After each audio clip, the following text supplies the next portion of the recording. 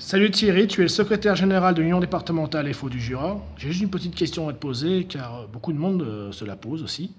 Pourquoi il faut les manifester le 31 mars? Alors pourquoi il faut aller manifester le 31 mars? Je pense que vous êtes un petit peu au courant du projet de loi El Khomri sur la loi travail, ce qu'on appelle nous la loi travail. C'est une régression totale sur les acquis en matière de code du travail.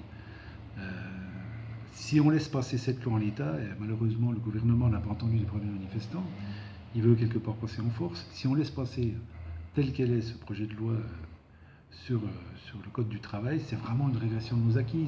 C'est une remise en cause totale et une déréglementation totale des relations au travail entre employeurs et salariés.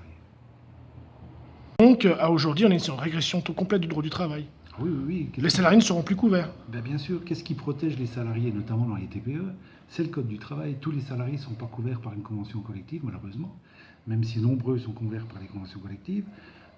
Leurs seuls droits sont ceux qui sont écrits dans le code du travail. Mais au-delà de ça, même dans le code du travail, si on laisse passer cette loi, c'est également les salariés qui sont concernés par les conventions collectives qui seront touchés, puisque cette loi prévoit une attaque en règle sur les conventions collectives également.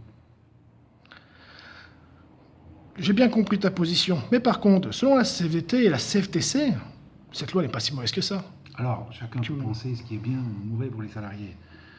Moi, je serais tenté de dire, notamment en force ouvrière, qu'à partir du moment où on commence à écorner une partie en faisant croire que finalement le code du travail serait quelque chose de compliqué et qu'il faut le simplifier, eh ben nous, on considère que finalement il suffit d'apprendre à lire, puisque le code du travail n'est pas si compliqué que ça, que ce qui concerne les relations travailleur-employeur, c'est à peu près ça du code du travail, et que Berger, notamment pour ne pas le nommer, il me semblerait qu'il est plus en lien direct avec les décisions du gouvernement qu'en lien direct avec la protection des salariés. Mais ce n'est que l'avis du secrétaire du Jura, force ouvrière. Je te remercie Thierry. Maintenant, c'est plus clair pour moi et puis pour ceux qui verront la vidéo. On sait pourquoi maintenant on ira marcher à tes côtés le 31 mars. Eh bien merci, c'est avec plaisir qu'on vous verra.